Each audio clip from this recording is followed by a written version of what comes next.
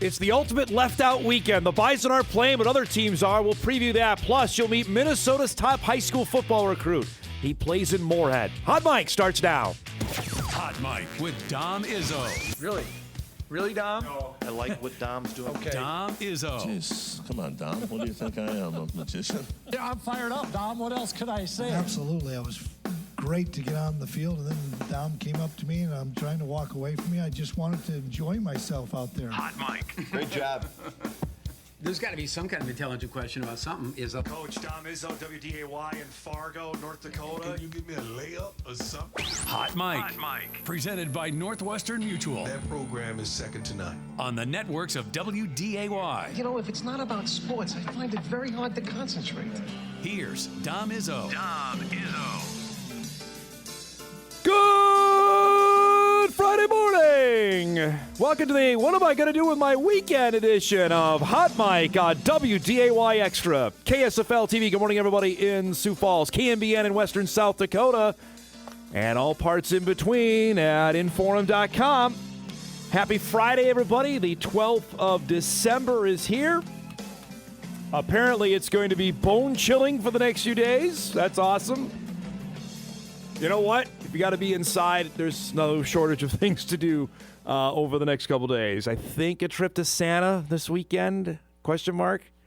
We'll see. I got to see Jack's last soccer game. I'm pretty pumped about that. Welcome to the show, everybody. On a Friday morning, I am Dom Izzo, host of said show. Action-packed show to wrap up a Football Friday feast for us here today as we get ready for the weekend, which will include football, but not for fans of North Dakota State. Like any other reminder on that, or South Dakota State, or the University of North Dakota. South Dakota has got the ultimate bragging rights. They are playing tomorrow on WDAY at ABC for their game against Montana. We're actually going to check in Bozeman today. They're playing tonight. The quarterfinals begin. That's been traditional that the ESPN normally gets one, maybe two games on a Friday. Montana State plays tonight against Stephen F. Austin. We'll preview that game coming up later on in our show. Of course, we mentioned the USD-Montana game. Got Villanova and Tarleton tomorrow morning with the 11 a.m. kick, and then Illinois State and UC Davis. I am infinitely curious about this. We'll post this after our opening segment, our poll question today of, are you going to watch, or will you hate watch, or are you avoiding at all costs? We'll throw that up as a poll question here before we say goodbye. We got lots to get to. As I mentioned, we're going to do NFL picks with my dad coming up later. Vikes are in action Sunday night. So hey, you got it all day Sunday. You know, you can do whatever you want Sunday and then sit back and watch a mediocre Dallas team play a kind of bad Vikings team on Sunday Night Football. So you've got your whole weekend mapped out for you here. Now, with all that said, I'm here to tell you that the basketball teams that play in this city are awfully darn good. Newsflash. The Bison men and women were both playing yesterday as they are in the back end of non-conference play. In fact, we are a couple weeks out from the Summit League season beginning. And if any indication of how they're playing a non-conference is what they're going to do, then buckle up, folks, because January and February are going to be a lot of fun in the Summit League. Let's begin with the Bison men. Last night, facing Cal State Bakersfield, a team that they played twice last season. They split those games. A game in Bakersfield, I think David Richmond is still kicking himself about that they should have won. They had a 15-point lead and lost that game. That was last year. This year's team, different scenario with the Bison men. This is what happened last night on that hideous blue floor. There was nothing hideous about how the Bison played, though. Andy Stefanowicz was great last night. Hits his triple. Bison built a 15-point lead at one point in the second half. This is a huge thunder dunk from Markai Strickland. Just how far back on the windmill. Hammers it down. Trayson Anderson, we talked about him with Richmond on Tuesday's show, is continuing to develop. There on the putback and scores. Put the Bison up by 8. They're up 8 here. Trayson collects and scores. Makes it a 10-point Bison lead nearly halfway through the second half. Bakersfield just kept clawing around. Was within 6. Within 8. Strickland goes off glass for 2 there. Put the Bison up by 10. Now it's an 8-point lead. This is a huge three. Anderson scored 7 points in a 3-minute stretch. Bison are up 11. Under 7 minutes to go. It's 64-55. We got to show some Damari Wheeler-Thomas because he was great. Drives and scores. Damari went for a team-high 21 last night. Bison are up 11 with 7 minutes to go. Again, Bakersfield's hanging around. Stefanowicz cans another three. He made 3 threes last night. Lead is at 6. Watch this shot from Travion Carson. Just goes up and throws it off the backboard for 2. That put the Bison up 8 at that point. This was the way to seal it. Offensive rebound putback from Trayson Anderson.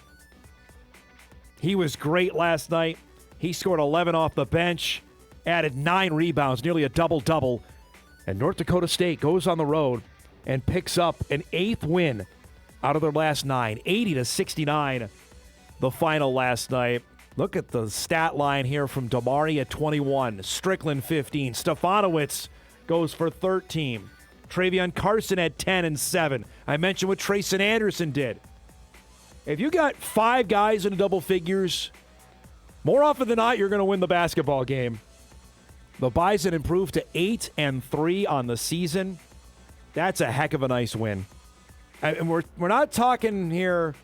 I know Bakersfield is 4 and 7. I get it. We're not beating teams out of the ACC. They're not playing teams out of the ACC. You're beating who's on your schedule, and you're getting road wins. They won in Missoula. Now they got to win in Bakersfield. This team, they play defense. That's the name of the game. They held Bakersfield 38% shooting for the game. 25% from three-point range. Granted, the Bison weren't any better from three-point range, but it's a different feel with David's team this year. Now, here's the real caveat. They have a crappy, and I'll just say it, crappy road trip today to get from Bakersfield, California to Des Moines, Iowa, because they play right away tomorrow at 1 o'clock against the Drake Bulldogs. Now, that is a step up. We know how good Drake has been, and they may not be what they have been the last couple of years when they won 30-some-odd games, but they're still darn good. And they know Eric Henderson and what kind of team he will bring to the floor. That's tomorrow, but I'm telling you, it's time to start paying attention to what's going on with the basketball team.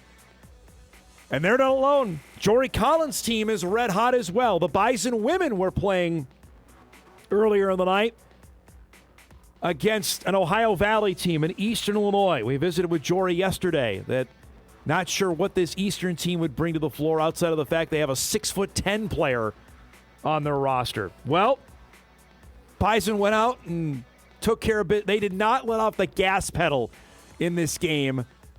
Avery Coonan, little up and under reverse layup. Got the Bison out to an early lead. Later in the first quarter, Mariley Simon is starting to get healthy and making shots. She was really good last night. That's the first of 2 threes for her in the game. Just a ho-hum another night from Coonan when you see her stat line in this game. Bison are up 9. Now up double digits. There's another made 3 from Simon there. Put them up by 13. Move to the second half. Molly Lenz cans a 3. The third quarter, the Bison outscored Eastern Illinois 28-8. Watch Marissa Frost glide and score to the basket. The lead is up to 16. They got up by as much as 22. Talk about Mariley being healthy. That's a vintage Mariley Simon play down low. Remember the dislocated kneecap? Took some time to get healthy. She was 8 points in 11 minutes last night. Carrington Asp did her thing.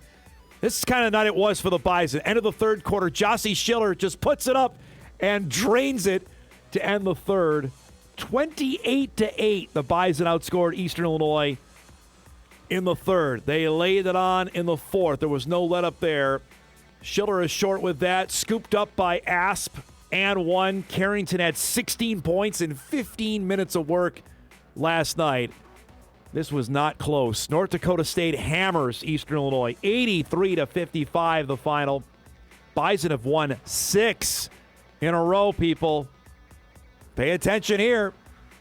They're now 8-2 on the year. Avery Coonan, 4th double-double of the year. 22 points and 16 rebounds in 24 minutes. I'm not a great math mind, but that's nearly a point a minute. She added 4 steals, 3 assists as well. Marissa Frost had 14. Asp had 16. And again, we mentioned the night that O'Reilly had off the bench. Again, I know where we're at in the season. You haven't played a league game yet, but they're 8-2. That loss to Nebraska, when again, they played with the Huskers that entire game. And since then, they are blowing teams out. They blew out Montana State. They've blown out Eastern Illinois. Those 2 teams they played in Florida, they dusted them. Now they've got a few days off.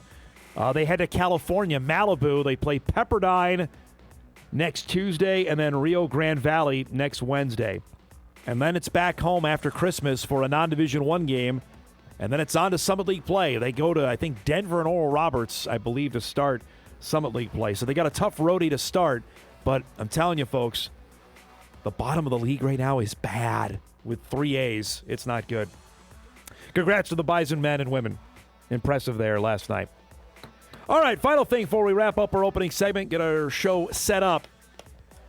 Week 15 of the NFL season began last night with an NFC South game between Tampa Bay and Atlanta. And prior to the game, the Buccaneers tweeted out, along with the Falcons, of their uniform combo, which for people of a certain age, myself included, this is, like, why did they ever go away from either one of these? I mean, we have it here on set.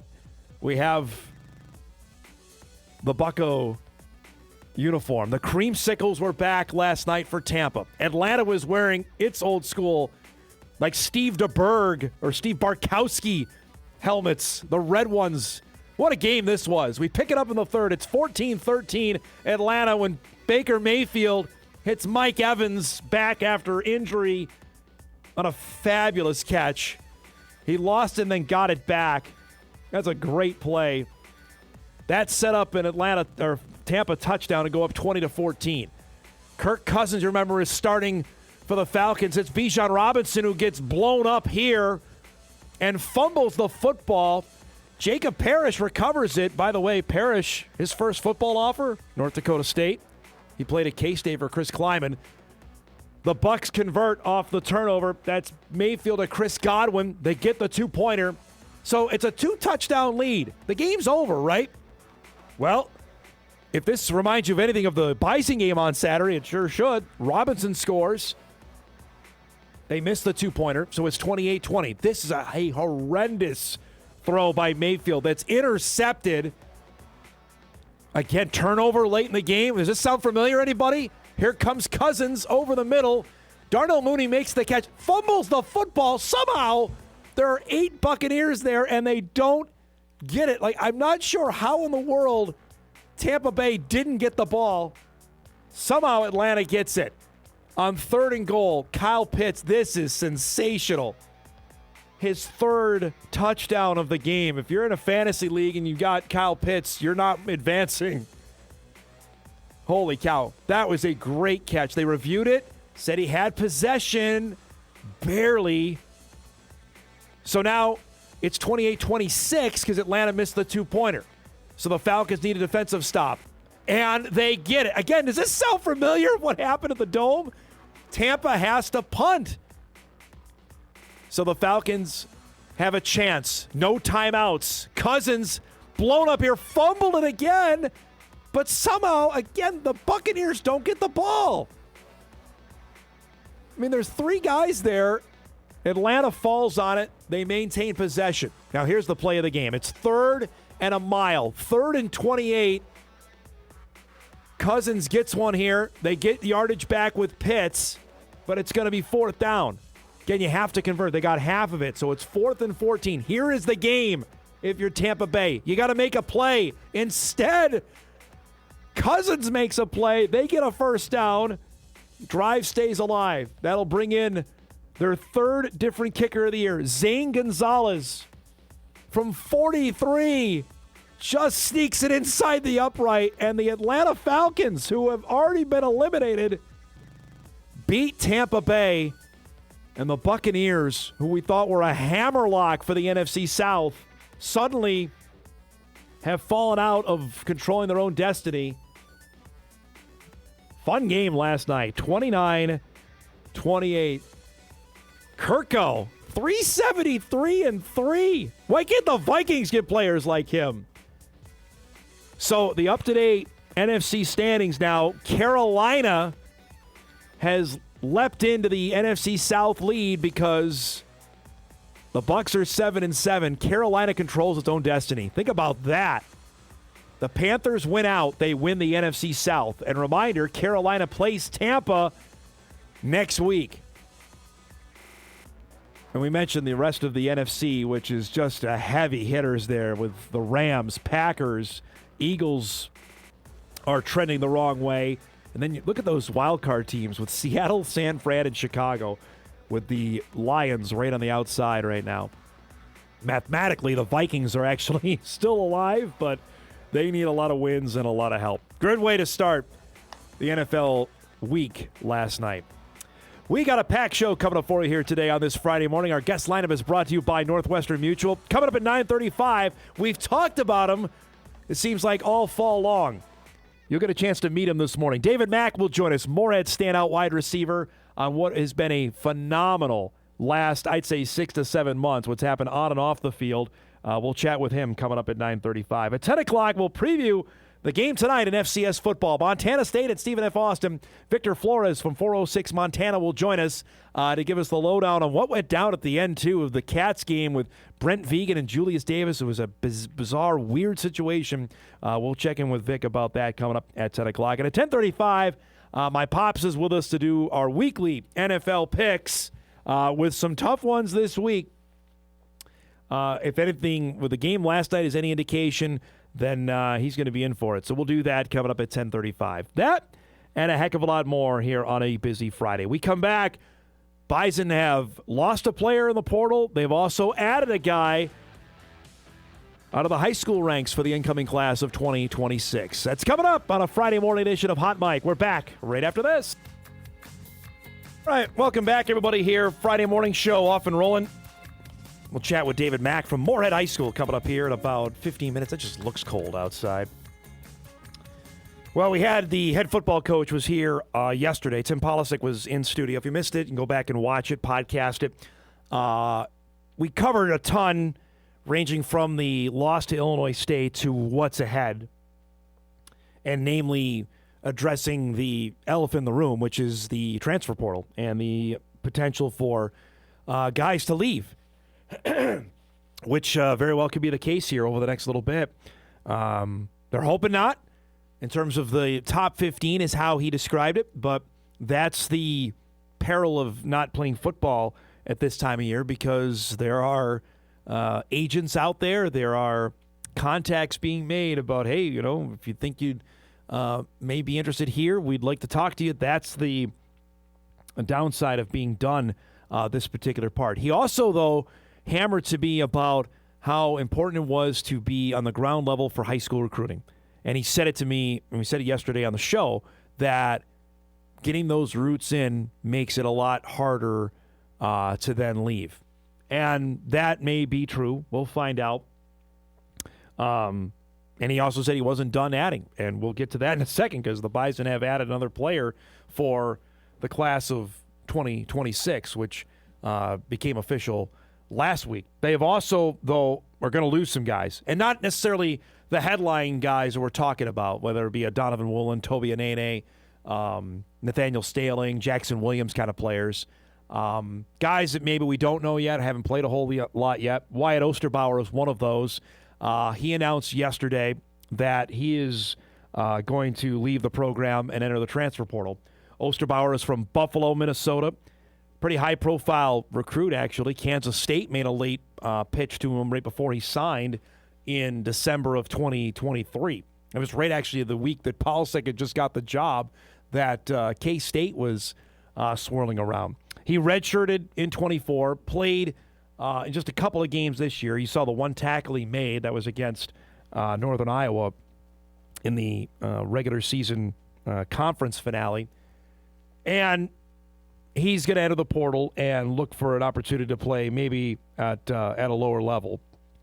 And, again, these are the kind of things that only with a high-profile program than NDSU that get this kind of attention, frankly, because guy that barely played, some would kind of shrug it off. I think for NDSU football, it goes to the territory. I think the coaches have told the incoming recruits to understand that the level of spotlight is different when you're a Bison football player. I think that just goes with the territory. Anything that you do or say or tweet out or post, that's going to get scrutinized. It's just the name of the game. And if you decide to leave, and if it's a guy that hasn't played a whole ton, that's going to be newsworthy. That's the name of the game. Goes with the territory on if you're a Bison football player. So Wyatt is the first, and tip of cap to him, and hopefully he finds a place that he can get a chance to play a little bit more. At defensive end, and you look at it, what the Bison have at that spot potentially coming back in 2026. Obviously, Toby Anani's there. Kelton McCaslin is there. They really like what Matthew Stenbroughton has given them.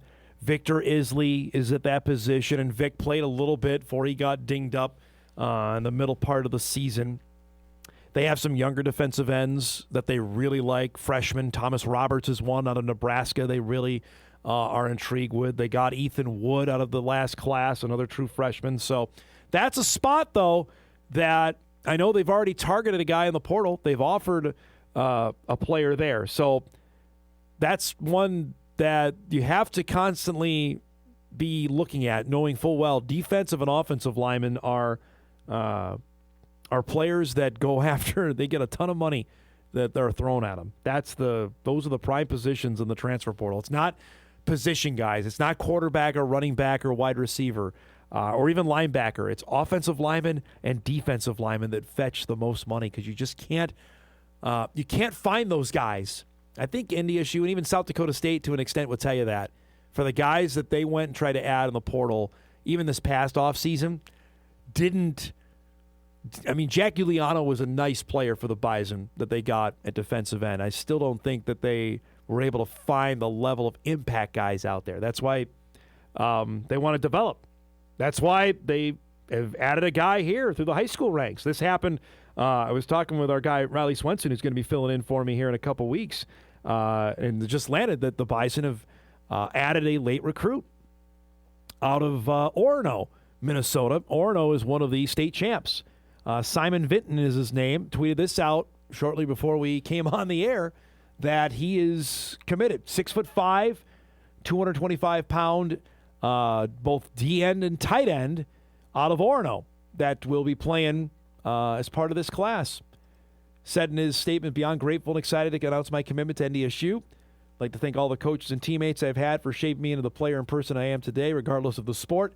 I'd also like to thank my family for all the support they've given me. Lastly, I'd like to thank the entire coaching staff at NDSU for the opportunity to be a Bison. Roll Herd on that. Now, he's had a couple of offers. Central Michigan offered him in August. That was his first. So, again, the Bison have routinely beaten Mack schools. Nothing there. And St. Thomas offered him as well. And we know the Tommies have been on Twin Cities guys since the move up to Division I. He had a couple of NSIC offers as well. Excuse me. Mankato was in there. Minot State was in there as well. And Sioux Falls. So Simon Vinton is the latest commit for the class of 2026. Something to add there for the Bison. Lastly, before we break here and get David on, an update again for the games, and we'll talk more about this in the second hour. We got Montana State and Stephen F. Austin coming up tonight. SFA has won one FCS playoff game and before last weekend before they beat Abilene. So we'll get the update on the weather from Vic on what the temperature is going to be in Bozeman tonight.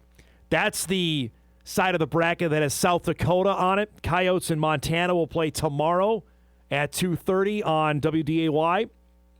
Everything pointing to a potential Brawl the Wild rematch. The first game was in Missoula. Montana State won that to earn the 2 seed. This time around, it would be in Bozeman if both teams are able to advance. On the other side, which was the Bison side of the bracket, which is completely opened up here, Tarleton State and Villanova will play tomorrow morning, 11 a.m. on ESPN. Everyone looking at Tarleton as maybe the favorite. Bill Connolly, who covers all football for ESPN and does a really cool job previewing the games, he says Tarleton State may be the favorite now to bring home the FCS championship with the teams remaining. Let's see how they do. Villanova has had, is cakewalk too strong a word to use for their first two teams that they've played? They beat Harvard by 1 billion, and they beat Lehigh in a defensive battle last week. And, of course, the top half, UC Davis, who got by Rhode Island, hosts Illinois State, the Redbirds, playing another road game. They started this road trip in Louisiana, then went to Fargo, now in Northern California tomorrow afternoon for a trip to the semifinals. That will be awfully intriguing to see if they can. They've already won 7 road games this year. Think about this for Illinois State. I thought about this yesterday after the show. Where have they won this year? Right? They have won in Brookings, they won in Vermilion, and they won in Fargo. Think of the last team that's done that. I don't know. I don't know. We'll need somebody super stat to look that up. Team that won on those, you got to go back to the NCC days. If UND did that or St. Cloud, somebody like that, that's the only I can think of to win road games in Vermilion, Brookings, and Fargo in the same year, because Illinois State has done that. And we'll see what happens for their matchup coming up late in the afternoon. It's a 4 o'clock kick Central Time. That's exclusive on ESPN Plus for that one between the Redbirds and the Aggies. Good to know as well that UC Davis made sure it happened. They opened up the dorms for its football players to stay because we had heard there was some chaos with that. Thankfully, they got that addressed, so they don't have to kick out anybody to find places to stay for their team as they get ready for a quarterfinal game tomorrow afternoon. Much more on the FCS coming up in our second hour. We'll break now. We come back, some high school chatter with a guy that I don't think he's going to be playing FCS football. He's going to be playing high major football. Moorhead's David Mack is coming up on the other side of the break. Hot Mike returns on WDAY Extra right after this. All right, welcome back, everybody. Friday morning show off and rolling. We'll chat some Montana State SFA, preview that coming up in our second hour. All fall long when we've done our high school football recaps or previewed the games, I think you've seen our next guest making standout plays. I figured, you know what, we got to talk to this guy because I know he's a busy man. He's playing basketball as well this upcoming winter, but we got him for a few minutes today. Moorhead sensational wide receiver David Mack joins us here after a heck of a year. Only 26 touchdowns, 1,600 yards, and I believe a recent trip to Columbus, Ohio, to Ohio State, for which we'll get to in a bit. First, Ben, thanks for doing this. I know it's been a couple weeks. I don't want to rip the Band-Aid off, but have you gone back and watched the Edina game or no? Oh, yeah. Right after the next morning, I was watching the game. Love watching film. It hurt, but, yeah, I'll learn from it, and we'll be back next year. What stood out when you went back and watched it again? A few plays that we didn't connect on, like a big fourth down we didn't connect on, a turnover in the red zone, and then just not being able to stop the run kind of stung with me. But, yeah. Have you thought about yet, or have you got the perspective, man, what kind of year you guys had, or is it still too fresh? Yeah, I understand it. It was like we worked all summer super hard. We battled through some adversity. We knew some adversity was going to hit this year, and we fought through it. And I really believed we would get to that spot. I don't know if like a few of the other teammates truly believed it, but since we went up to 6A, but I truly believed we were going to get there. So, yeah. Describe embracing the challenge of knowing full well you guys are going to have to go play in the Twin Cities, and you did even more so with the amount of playoff games you had, of the competition level. How much did you embrace that, knowing it was going to be different than anything you'd experienced prior to this? Yeah, I was super excited because I love playing the best of the best competition. I believe I'm the best, and I believe no one can stop me in Minnesota, so I want to play the best of the best. But this summer we were doing more, like the model was more. We're going to have to do more lifts, more workouts, more time, getting faster and stronger. And then we did that, and it showed. How much you feel like you snuck up on people? I think people might know who Jet was. They knew Tay, but they didn't know you. They know you now, but how much did they think that was the case going into this season? Yeah, Jet had a really great sophomore year. I had a solid sophomore year. We had other upperclassmen, seniors that made plays, and this year they left, and the window opened, and it was huge. It was an open door, and I was ready for it, and the work just shows. When did it start changing for you during the season? Like defense is like, all right, we got to know where number one is. Was there a game or a moment that stands out to you? Like, all right, this is different that I haven't seen before. Yeah, I mean, Rodgers, I had a pretty good week 1. But people might have thought that was like a fluke, So then week 3, I mean, Jet went out, so that kind of hurt.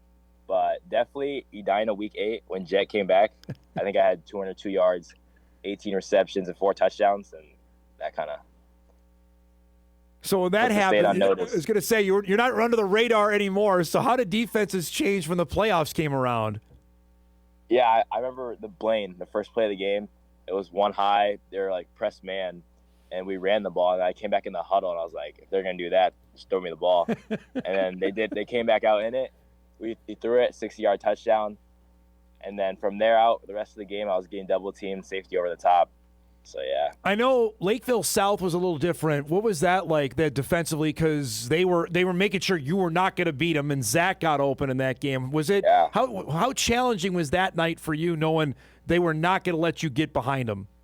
Yeah, I was all right with that. As long as my teammates would eat and we were going to score, I mean, if I get double teamed, that means someone else has a one-on-one opportunity. And I know Zach can win those, and some of my other guys can definitely win those matchups. I got to ask, as the playoff run was going on, did you feel more people were hopping on the bandwagon? Like, okay, we gotta, and then not just in your own school, but people from them even in the cities that want to see those teams get beat, and you guys kept knocking them off. Yeah, for sure. Definitely more people hopping on the bandwagon. Like in our school, like not many students believed we would be at the spot that we were at, and then once we got there, they all wanted to start cheering and hyping us up. But I love it. And definitely some schools and some of my friends in the cities, they're like, you guys are not gonna do nothing your first 6A year, whatever, blah blah blah. And then once we made it to the bank, they're like, oh, it's real. All right, we showed the highlight. You did the gritty in Justin Jefferson's end zone. Can you describe what that moment was like for you? Yeah, all week we were talking about it. Me and the wide receivers, like, when we score, I'm hitting the gritty. I don't know about you guys. I have to. I'm in U.S. Bank.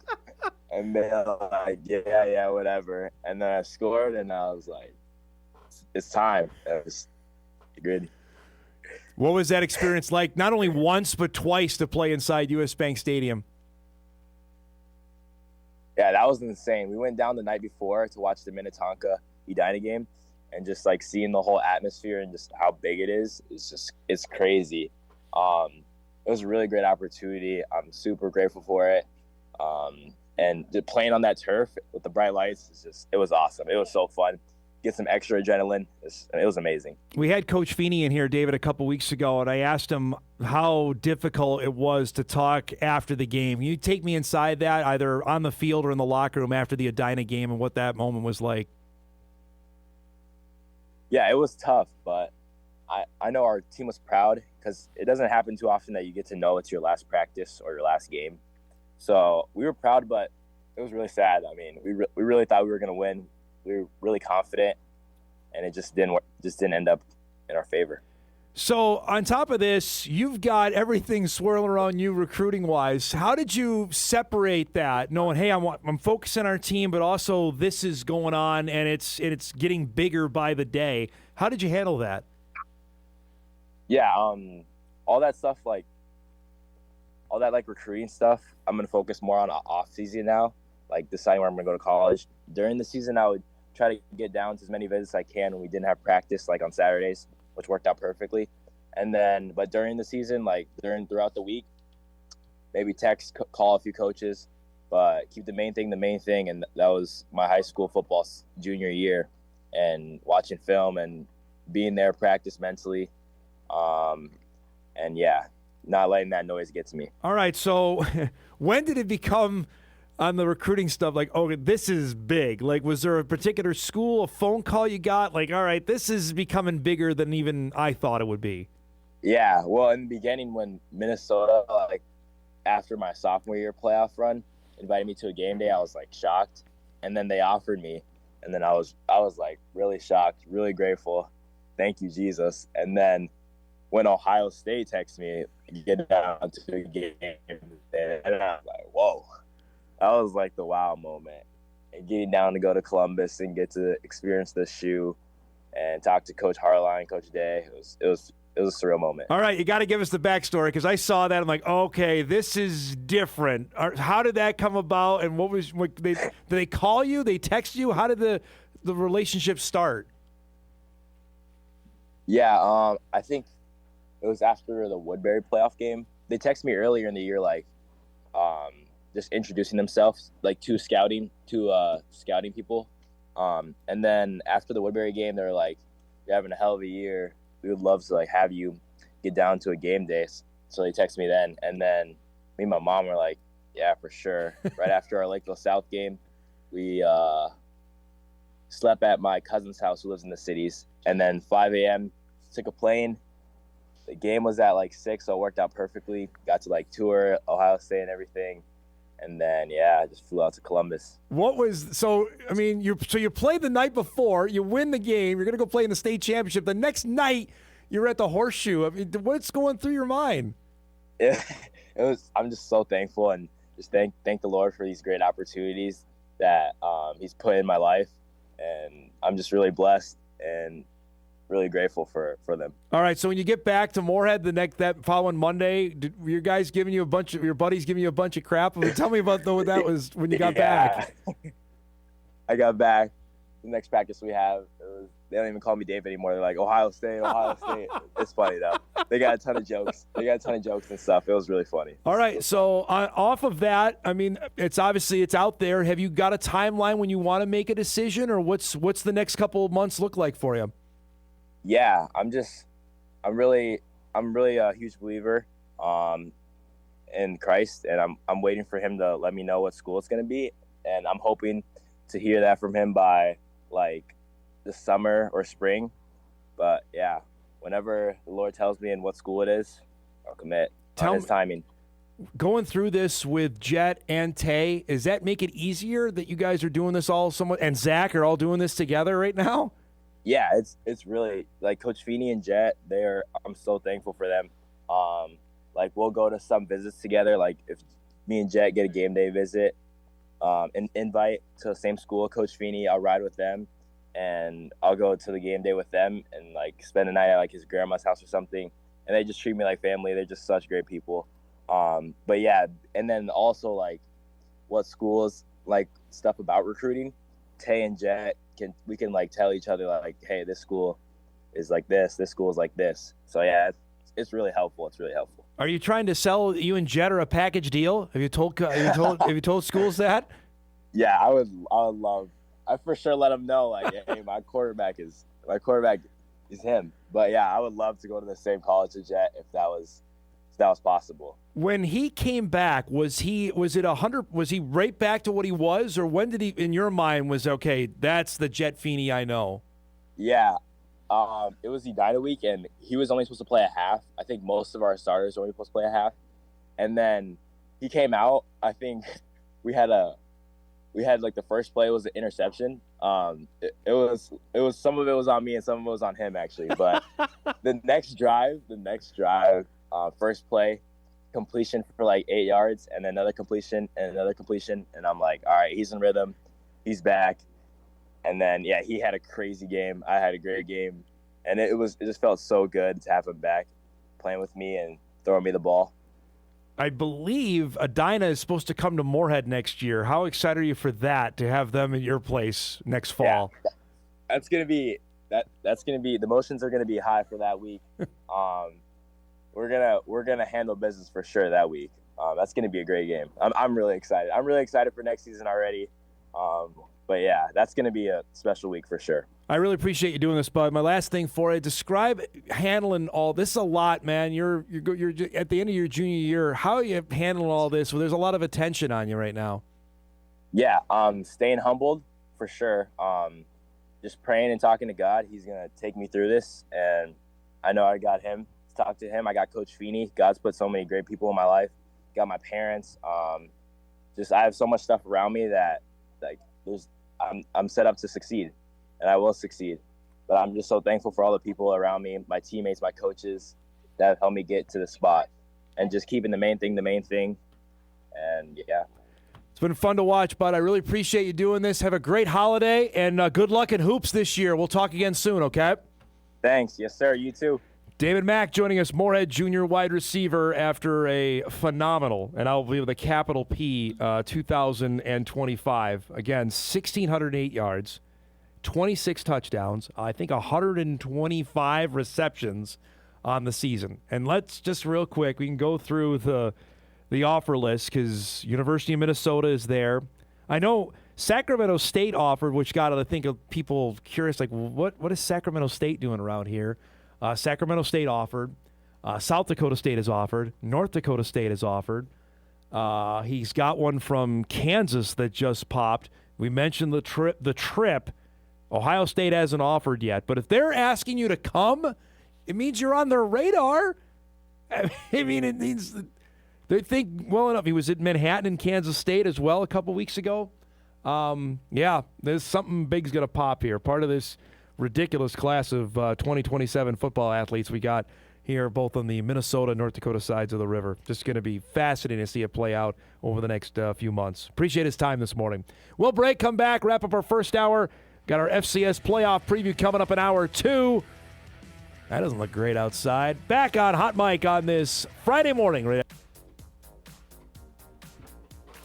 All right, wrapping up our first hour. Our thanks to David Mack for giving us a few minutes there. That was good stuff. Got to be keeping an eye on as we turn the page into 2026, just a couple weeks out from doing that. Let's see. We got a couple of emails coming in we didn't get a chance to get to yesterday as well. My guy David Mina watches the show. Love him. he compiled some stats here. This going back after last Saturday and the zero desire to run Cole at quarterback. I decided to do my own breakdown of Cole against Valley teams as a running QB. I might be a sick man for watching all the runs, but I wanted to make sure what I saw was correct. It got real old watching they run the read with Barica and barely pulling the ball and keeping it. At some point, you have to make teams play the quarterback. QB scramble accounted for 52% of the attempts and accounted for 66% of the net yards. Read option accounted for 15% of the attempts and 12% of the net yards. QB power was 23.5% of the attempts and accounted for 32% of the net yards. First off, I love the dedication. And we talked about it when Polisek was here in studio yesterday, that felt that Cole was healthy enough to go after he dinged up his knee in the regular season finale. Whatever the desire was that they did not do that on Saturday against Illinois State. You just did not see him either scramble when things were breaking down and take off to go. There wasn't any really design QB run game much of the season. That goes to exactly what Dave's stats are talking about here as well. You picked a bad day to have a bad day. I mean, nobody played particularly well on the offensive side of the football outside of the first play of the game. I am not going to say anything ill on the defense. The defense played 91 plays, and they got 5 interceptions. What else do you want them to do? I mean, come on. Because I've had a couple of exchanges with that over the last few days. Well, the defense still could have. Come on. Really? What else are you going to ask of them of what they did in the game on Saturday? There are some legit questions that can be asked, and I thought we did on certain play calls and how the game played out, but you know what? It didn't work. And the thing about it, and this is my last thing on it, because it's time to move on. We spent the week on it, that the opportunity was there, right? They were 12-0.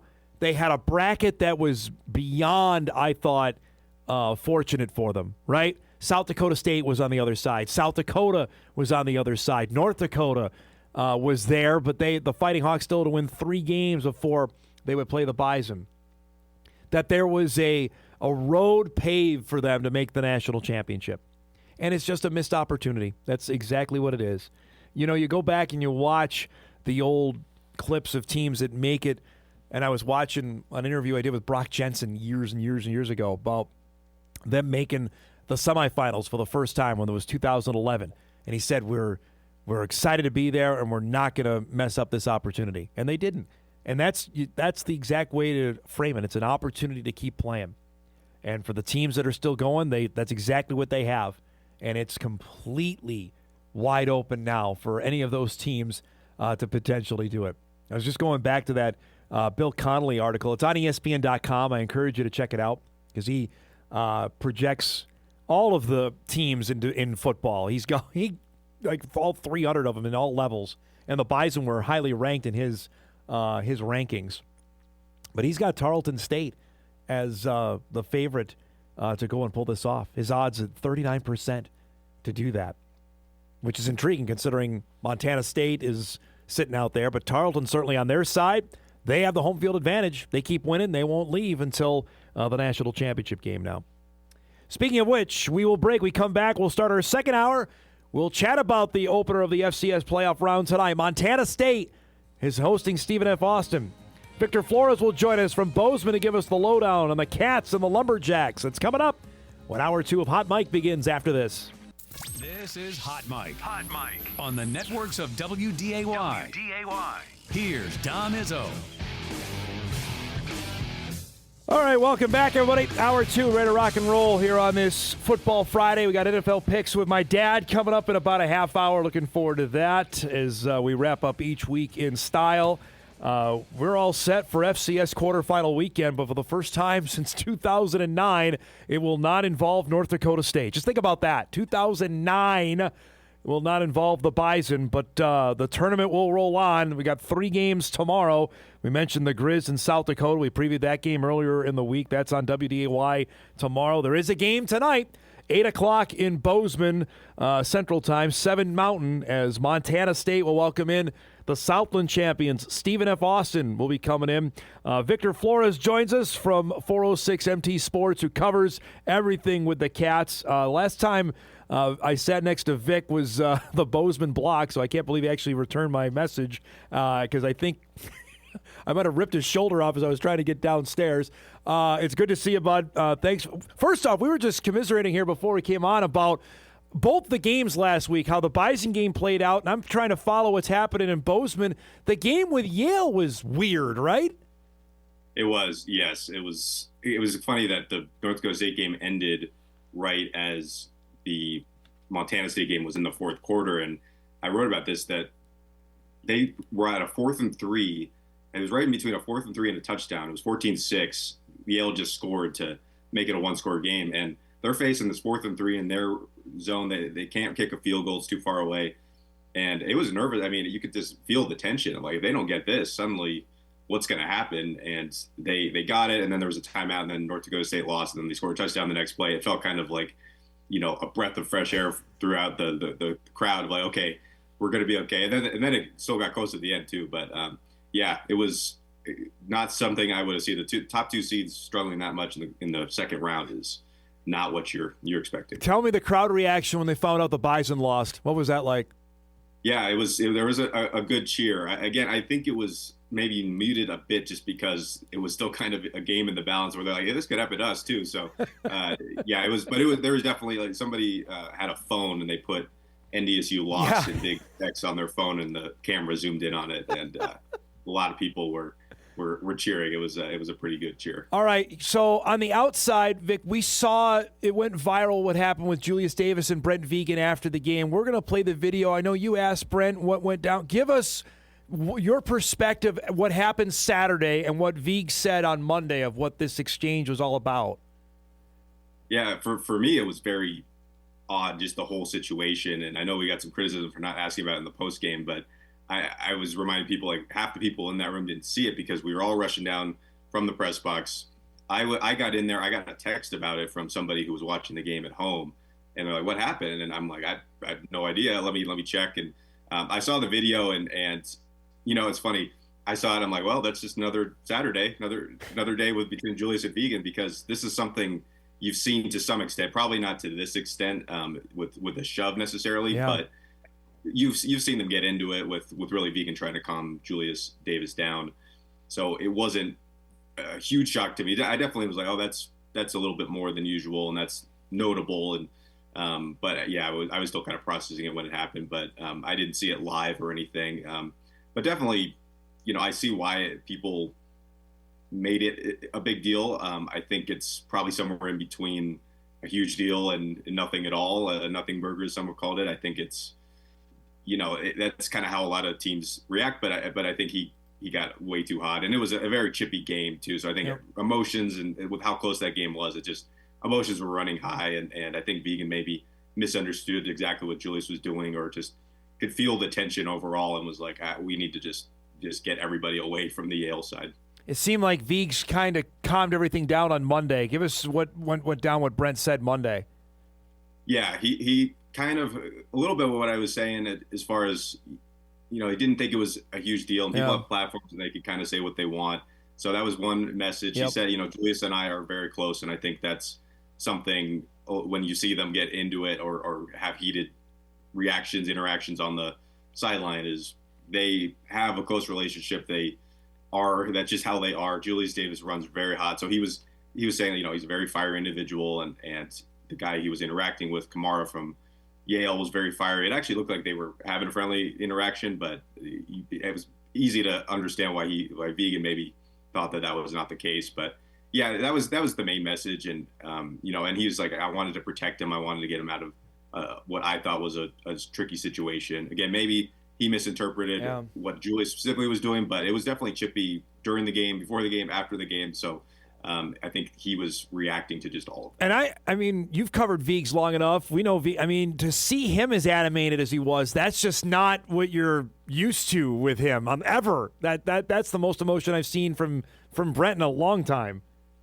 Yes, and after the game, right after that, there was a prayer circle, and right before the prayer, he was just walking around it, just screaming, just angry, and I couldn't hear what he said, but I'm sure it was about the game and how they were acting afterward. And he's shown a lot more of that, I think, maybe than some see, but I think this year there's a little bit maybe more than, and that could be reacting to who's on his team. I think that's probably fair to say. He's even talked a little bit about that. So yeah, he's definitely fired up, and I think he knows that this team reacts well to that too. And I think he knows with Julius, like, I think you saw in the video too, like, he didn't react to like, what is happening here? Why is Julius shoving me? He's kind of just like, all right, like, here we go again. So. And now all that's settled, and I'm looking at, like, Montana State's got to think, Vic, that they're the overarching favorites here now with North Dakota State out of this, and the fact that they have home field all the way to Nashville. Give me a sense of this, knowing they got Stephen F. Austin tonight. They got what they needed to out of Yale.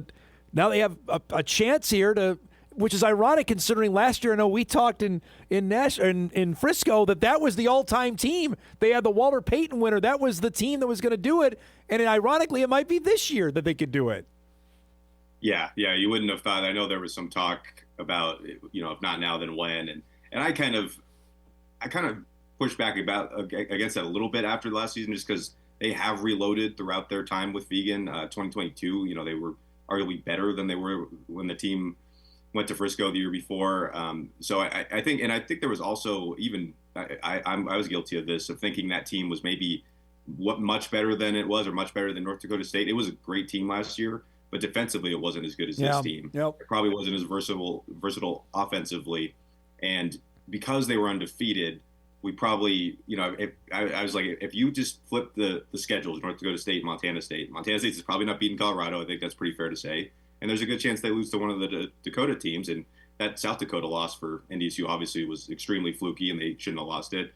And so they were undefeated, and they had a great season, and they obviously were very close to winning the title. But I think it wasn't an overrated team by any means, but I think it was that North Dakota State team was just as good, I think. And because they had two losses, we kind of thought this is Montana State's time, and it easily could have been if they just have a better start. But yeah, this team, like I said, I think maybe is more complete in last year's team. Tell me about Justin Lamson for people on the outside that maybe saw the game with the Jackrabbits back in September. How has he elevated his game since then or developed his game since that game against South Dakota State? Yeah, well, he's coming off his worst game of the season and probably looked a little bit like he did in that South Dakota State game. But, at this point, it's hard to say that that's going to continue. But, no, he looks more decisive throwing the ball. In that South Dakota State game, he tucked it and ran way too much, including on the last play of regulation, where he had a guy wide open, and if he completes that, they would probably kick a field goal and win. So in a way, that might have been a blessing in disguise to say, hey, here's what you need to work on. Like, don't tuck it every time you're uncomfortable. Like, look downfield. And he's gotten a lot better at, okay, if I'm scrambling, like, let me look and find the guy instead of just trying to run. Now he still runs a lot and maybe tucks it and takes the sack or takes a short gain too often for their liking, but he's gotten really good at, and he's not a game manager, but he's very good at kind of taking what the defense gives him. In the Cat Grizz game against in Missoula, he was very good at just finding the open guy, and that's something they've preached all season, and he's been excellent at that and moving the chains with his legs when he needs to. The fact that they retooled the offensive line with the guys they lost in the portal as well, you mentioned this where they're at. How impressive a coaching job is this, knowing what they lost and what he went and added, and here they are. They got the 2 seed, and they got a chance to win this thing.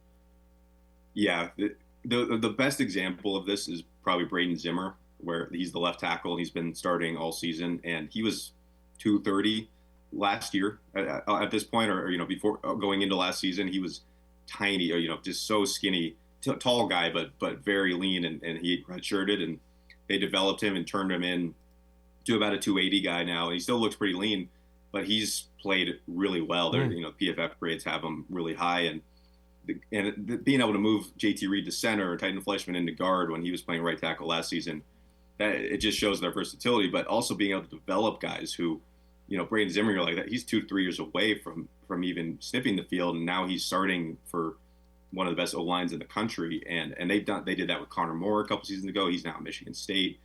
Cedric Jefferson is their right tackle. He started a little bit last year, and he's not a surprise that he's playing pretty well necessarily, but another young guy who was thrown in and looks like he can, hold up with anybody. So I think their strength coach Sean Heron deserves a ton of credit for this, but their whole program, being able to turn raw prospects into starters and really good starters has been so impressive. All right, so we've been down this road before. A team from the South is coming to play in Bozeman tonight. Is this the same old, same old? I mean, Stephen F. Austin's had a good year.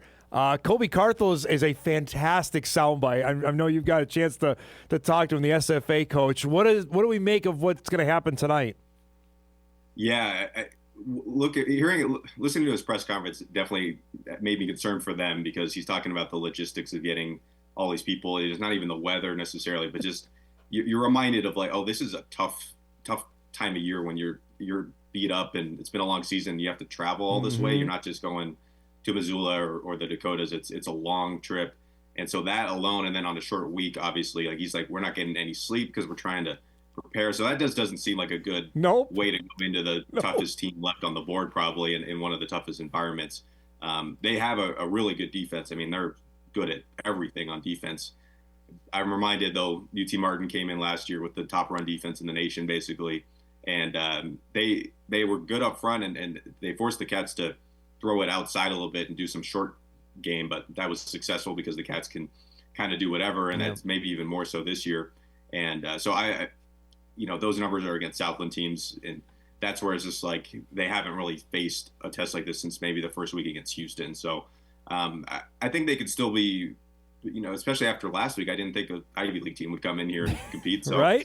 You never know, but I suspect the Cats, especially with the whole Davis situation and everything that happened, they're gonna be pretty mad and motivated and fix what went wrong last week and win pretty easily. We were out there obviously a couple years ago, and it's humming, man. And I know it's a Friday night, and people trying to get there. What's the anticipation crowd size for tonight? Another huge one, I would think. Yeah, I mean, I was not shocked, but I was pretty surprised last week that they got almost 2,100. Yeah. You just don't see that in second round games for anywhere. Obviously, over North Dakota State, they barely get 10. some of these games, and Montana State's gotten good crowds throughout my time here during the playoffs, but those are usually the worst ones. And last week was it was not a the sellout. case. Yeah. I think first sellout in playoff history or something like that. It was one of the first times they've done it. So I would suspect another huge crowd. The Friday night might put a little bit of a wrench into things as far as people from outside of the town trying to travel. But the weather doesn't look too bad in Bozeman, at least. So, I think 17, 18, 19, 20, somewhere in that range. Be rocking. We've been down this road before here with South Dakota State, North Dakota State semifinal game. Has the talk already begun of what potential could happen next week between the Grizz and the Cats again? Yeah, probably too much talk for the team's liking. They want to focus on the here and now. No, I mean we've circled that since the seedings came out. I mean, Bobby Hauck was saying it in his press conference going into the first Brawl of the Wild, of like, hey, we might play each other again. So I mean, that was something on everybody's radar even before Cat Grizz 1.0. So no, it's crazy. And it's crazy. It's never happened in the playoffs. And you know the Bison prevented it a couple seasons ago when they had that block. Because if the Cats could have won that and then won in South Dakota like NDSU did, it would have been set up that year in Missoula. So no, it's going to be crazy, and it'd be great for our sake if we could get that game. It might be the national championship. Very well could. Absolutely right. We'll see. South Dakota's going to have something to say tomorrow. Missoula's super hard. You know that, a place to, and somehow Montana State won there earlier this year, but the playoffs are a different deal. Thanks so much for doing this, bud. I know it's a long day for you. Appreciate it. Enjoy the game tonight. We'll talk soon. All right.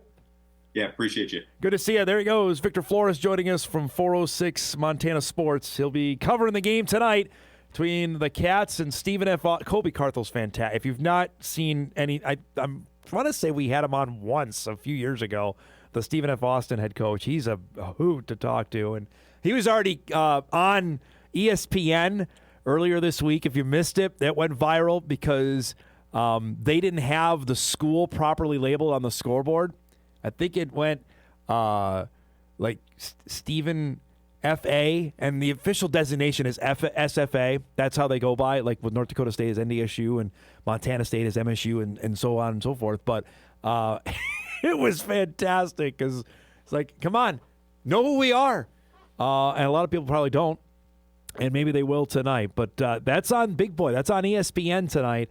If you want to watch some football, that's your only choice tonight. The games you're seeing on our ticker for the Division II, Division III playoffs, those are all tomorrow. Army-Navy is tomorrow. If you're looking for a football game, that's the one tonight. Lumberjacks and the Bobcats from Bozeman. We'll break. We come back. A couple other things to get to. Got NFL picks coming up here in about 15 minutes as well. Back on our Friday morning edition of Hot Mic on WDAY Extra. All right, welcome back, everybody. Friday morning show rolls on. Our thanks to Victor Flores for giving us a few minutes here. That's not the only stuff we got going on here. I got emailed this earlier in the week, and I wanted to make sure we got to it sometime before we were done. The NCAA Division II volleyball tournament is going on right down the road in Sioux Falls at the Pentagon. And they had the Elite Eight yesterday, where Concordia St. Paul, which has been the dynamite team of the Northern Sun, I don't know, for the past decade plus, you could count on them either not only making it there, but winning the national championship, is still alive. Yesterday they beat Gannon College 3-1 to advance to the semifinals, which are later today. And Concordia St. Paul will play Point Loma coming up at 4 o'clock. Tampa and MSU Denver are on the other side. The championship is on Saturday. Why is this relevant to what we're talking about? I mean, Concordia St. Paul is adjacent to us, but the 2025 American Volleyball Coaches Association Player of the Year in Division II volleyball is McKenna Nold, who is from Jamestown, North Dakota. He was the national player of selection, third in program history for Concordia St. Paul. That's pretty darn cool. So congratulations to McKenna. I know Jeff Nold fairly well, former Davies hockey assistant coach. That's pretty neat. So congratulations to McKenna. Excuse me, and good luck to the Golden Bears as they are playing later today, as they are playing at 4, as I mentioned, in the first of 2 semifinals in the Division II tournament. So congrats to them, and that's something, again, maybe we'll feature on Best of the Weekend, depending on how it goes here over the next little bit. But got that email in and wanted to make sure we mentioned something on the show about it earlier in the week. That's good stuff there. I had 2 other emails to get to. This is baseball related. The winter meetings have officially wrapped up. The headline stuff, obviously, we discussed it as it's the Mets ripped my guts out over the last 2 days, letting Edwin Diaz sign with the Dodgers. Great. Letting the best reliever go to the best team. That's awesome. And then not even offering a contract to Pete Alonso, the Polar Bears signing with the Baltimore Orioles on a 5-year deal. So the Mets have clearly decided, you know what? We ripped your hearts out by missing the playoffs at the end of the season. Let's add to it by taking away the 2 most popular players on the team. And the 3rd most popular, they traded in Brandon Nimmo to the Texas Rangers. That's a heck of a strategy, folks. It's not Twins-like, but it's a heck of a way to go about it.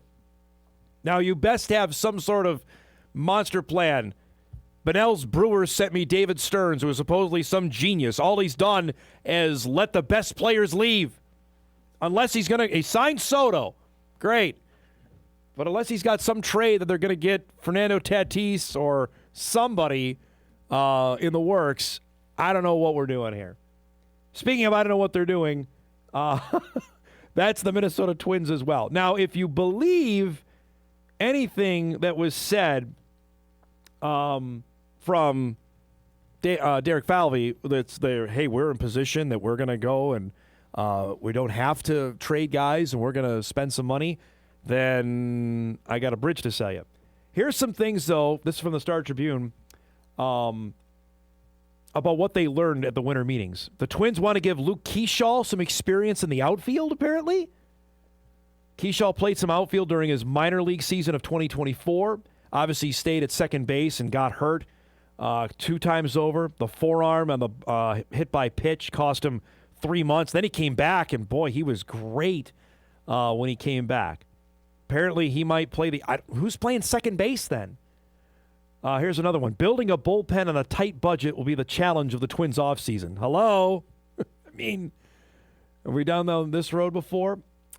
The Twins haven't committed to which starters will convert to relievers.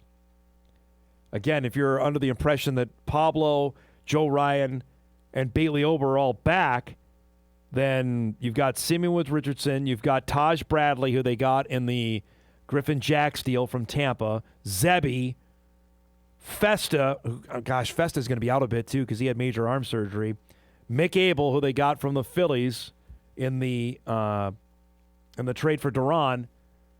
Those are all fighting for 2 spots. Some of those guys are going to go to the bullpen. The number 3 pick in the draft felt like a win. Now remember, that happened earlier in the week, the lottery. The Twins didn't win the lottery. The White Sox did. Tampa Bay picking 2nd. Minnesota will pick 3rd. Falvey knew the Twins didn't net the number 1 pick in the MLB draft lottery Tuesday when he didn't receive a call 30 minutes beforehand to report to the TV stage where the winning head of baseball operations is interviewed. So I guess they got the heads up there. The Twins are the 2nd best odds of going in. So we'll see what they end up doing with that. That comes about in June, of course, there. So, again, here you go. It's December 12th. The offseason is here. Twins have done nothing so far outside of let the giant Carson McCusker go through the Rule 5 draft. I have no idea. They say they're not going to trade the guys away, but after this past year, how do you trust anything that comes out of there? That's just the disappointing part of what the potential offseason in 2026 holds for this baseball team, because there's a heck of a lot up there, and you just don't know what it entails. But that's at least what we learned from the winter meetings, that number 3 pick, not so bad. Keyshaw potentially going to play some outfield this year, and we have no idea who's going to be starting for this team on the mound in 2026. Other than that, everything's great. It'll be a heck of an offseason for the Minnesota Twins. All right, we'll break. We come back. We'll do some NFL picks with my dad. That's coming up as Week 15 of the NFL season is here. That's on the other side of the break. Hot Mike returns on a chilly Friday after this. If that was me and you, if you'd have went with a Boston, you'd have been living in the garage.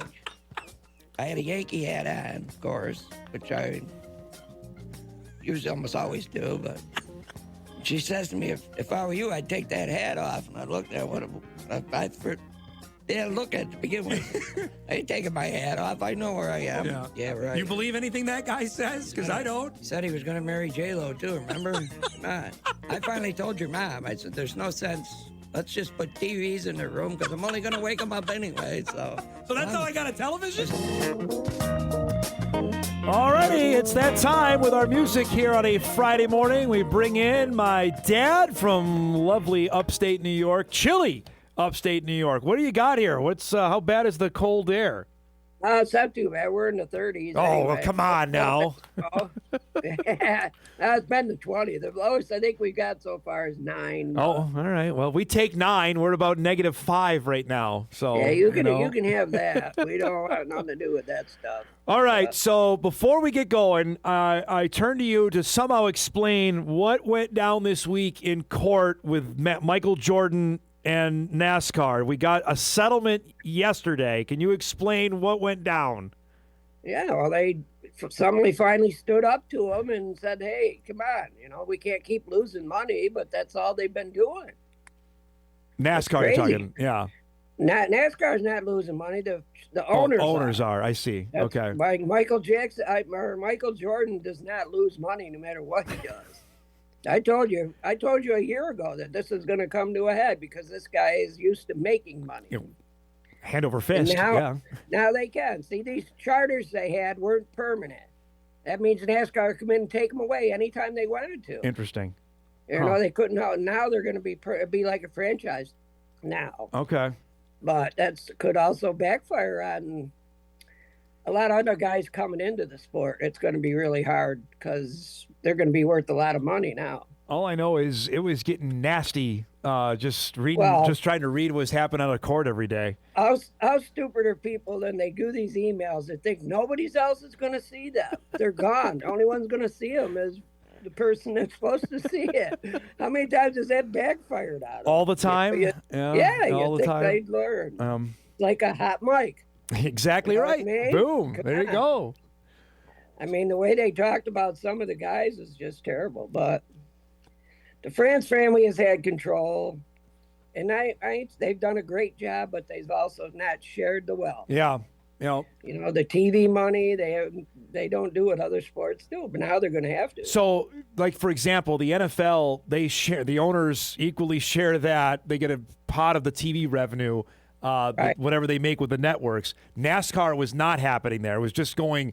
It wasn't being shared with the owners of the race cars. It was just with NASCAR. Right. Well, not the way it should have been. They're only getting a small portion. Now they're going to get a bigger. If NASCAR does good, then the owners are going to do good. And NASCAR flops, then the owners are going to flop. That makes sense on that.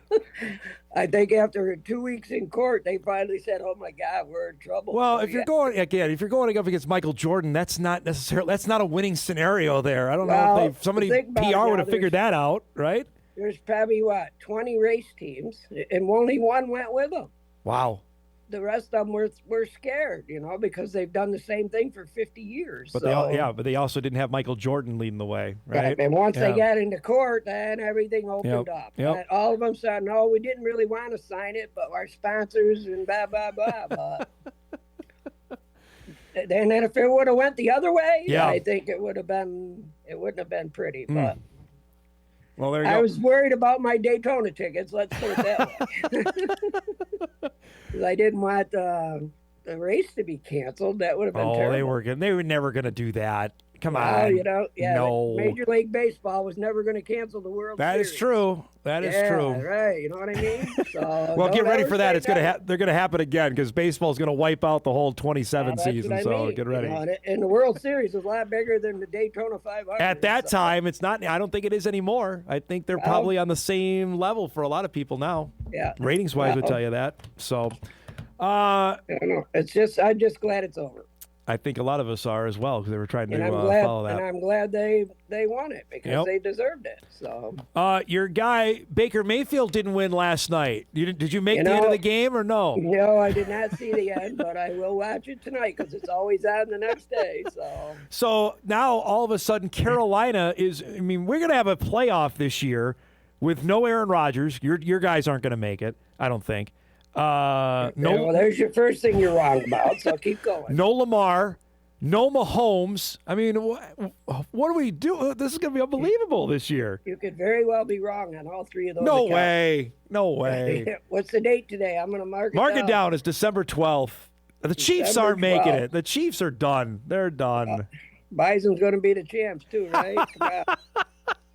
You just never know. Yeah, I know. Your text message that you sent me out of the woods on Saturday was shock as much as anybody at the Dome was. I checked it when I was in the woods, and they're up by 2 scores with 2 minutes. I said, "Oh, that one's done."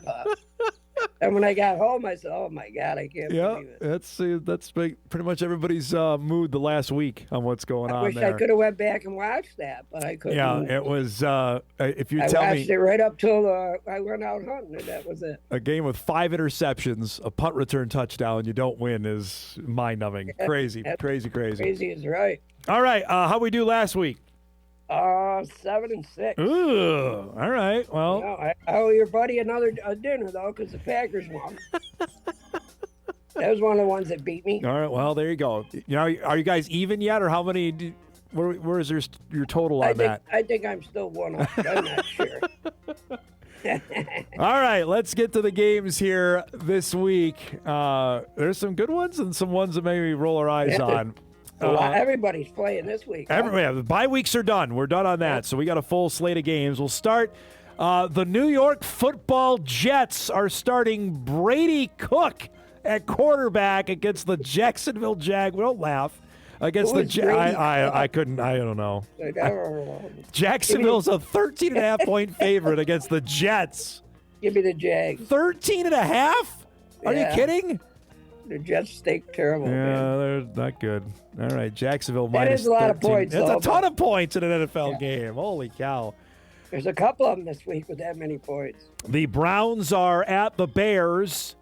Chicago is a 7.5 point favorite. Chicago off a loss to Green Bay, and they dropped all the way to the 7 spot after losing. I know that's quite a fall. Right, went from 1 to 7 because of that.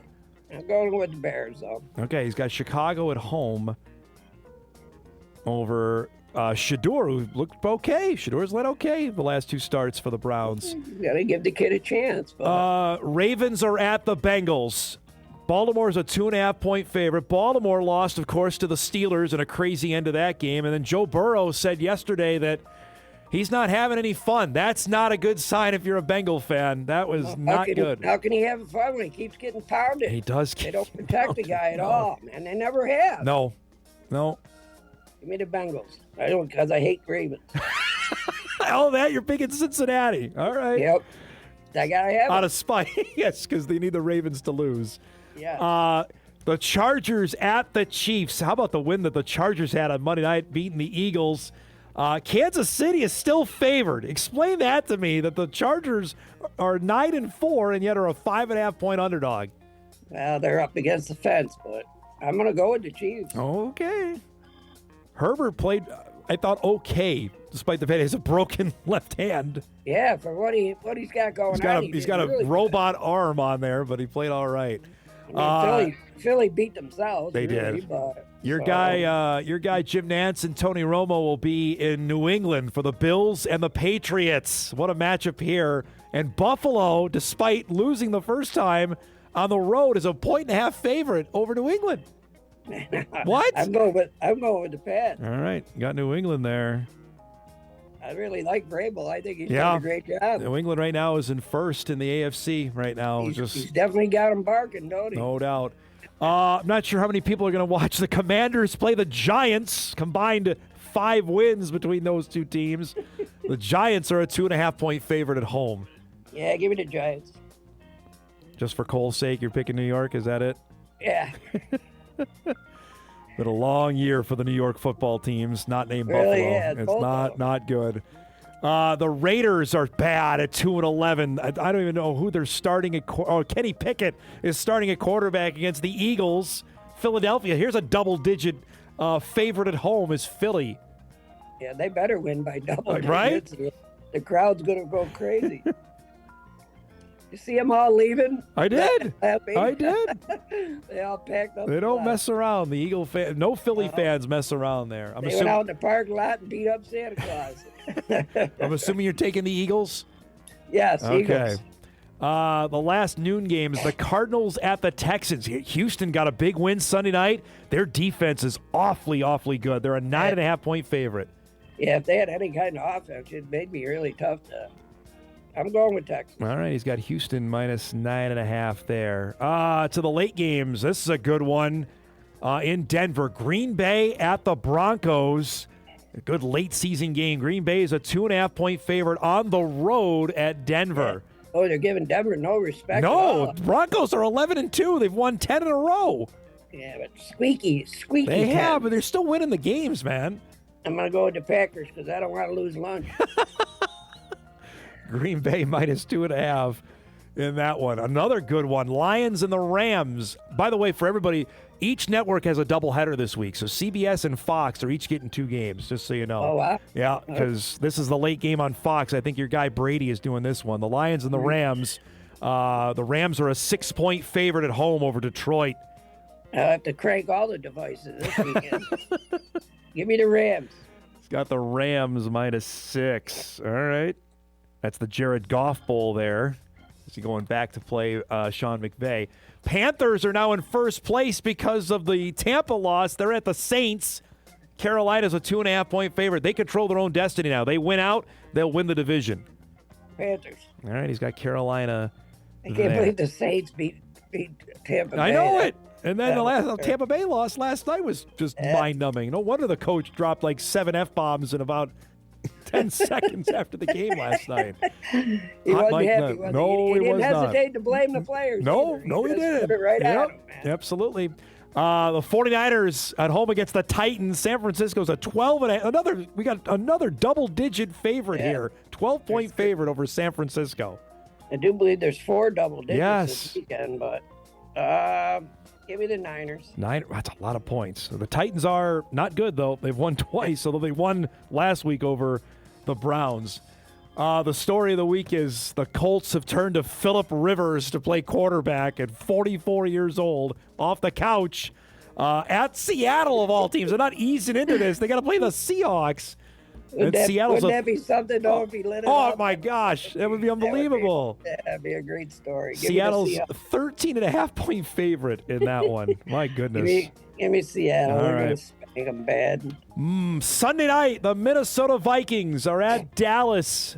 Both teams are on life support. The Vikings more so than the Cowboys. Dallas still has a chance to win the division. They got to win out, and Philadelphia's got to lose twice. The Cowboys are a 5.5-point favorite against JJ's team. But if they make the playoffs, that'll be that. Give me the Vikings. Vikings plus 5.5. All right. Monday night, the Dolphins are at the Steelers. I don't even know why we're going to spend any time on this, other than the fact that T.J. Watt is in the hospital. That's not good news. Yeah, but they say it happened. He was having trouble breathing. Correct. Yep, that's not good in any set of circumstances there. So, yeah, I haven't heard any more about it, though. No update yet. Trouble breathing. And Rodgers has a broken face. He hurt his nose. Well, he's all right. Although the Ravens weren't thrilled how the game ended. Harbaugh was complaining how the touchdown was taken off after the game.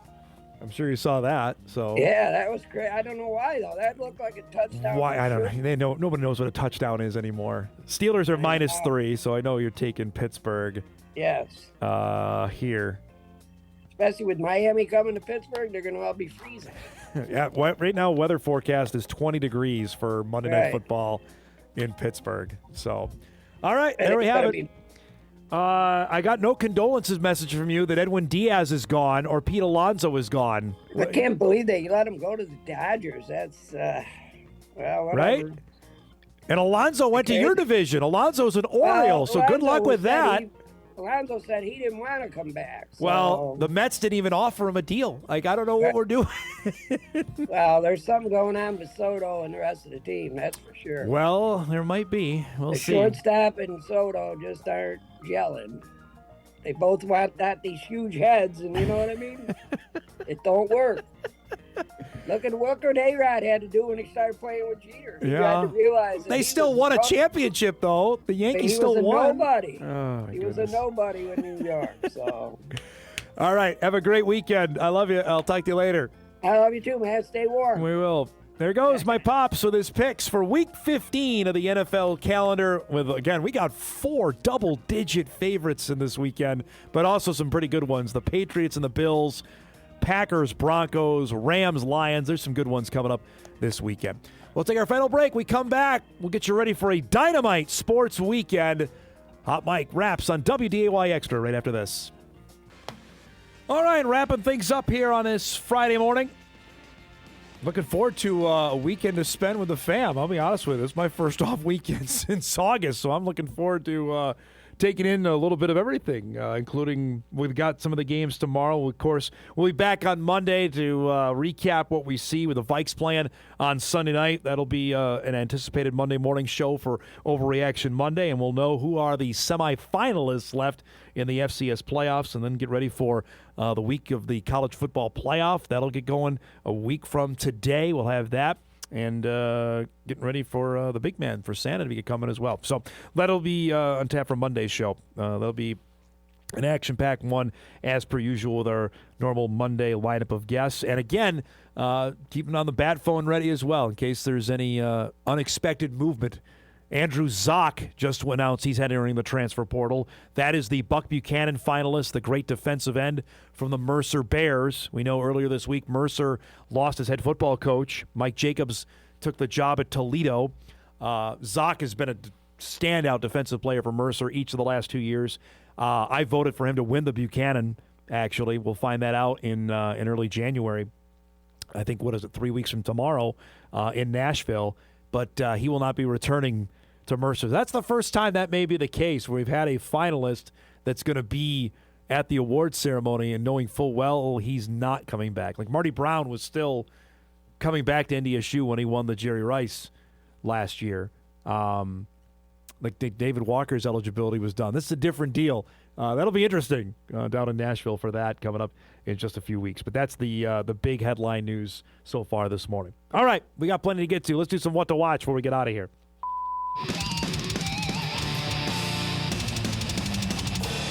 All right, what to watch brought to us by Northwestern Mutual. Here we go. FCS playoffs resume tonight. Stephen F. Austin, Montana State, 8 o'clock on ESPN. FCS quarterfinal in Bozeman. Winner moves on to the semifinals next week. The Wolves are back in action.